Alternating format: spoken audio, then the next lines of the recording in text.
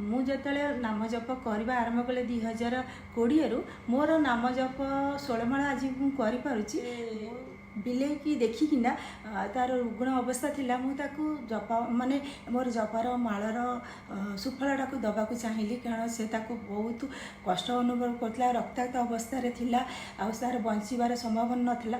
ମୁଁ ଭଗବାନଙ୍କ ପାଖରେ ପ୍ରାର୍ଥନା କରିଥିଲି, ଶ୍ରୀକୃଷ୍ଣ ଭଗବାନଙ୍କ ପାଖରେ ମୁଁ କହିଲି, ପ୍ରଭୁ ମୋ ମାଳା ଜପର ସୁଫଳଟା ସେ ବିଲେଇ ପାଖକୁ ଯାଉ ଆଉ ସେ ବଞ୍ଚିଯାଉ। ମୁଁ ପ୍ରାର୍ଥନା କରିଥିଲି ଭଗବାନଙ୍କ ପାଖରେ, ଆଉ ତାର ବେନିଫିଟଟା ମୁଁ ନିଜେ ଦେଖିଲି। କିଛି ଦିନ ପରେ ସେ ବିଲେଇଟି ସୁସ୍ଥ ହେଇଗଲା ଆଉ ବହୁତ ଶାନ୍ତ ହେଇଗଲା। ଆଉ ମୁଁ ବି ଆଉ ଗୋଟେ ଝିଅ ଜବ୍ ପାଇଁକା ବହୁତ ଟେନସନ୍ରେ ଥିଲା।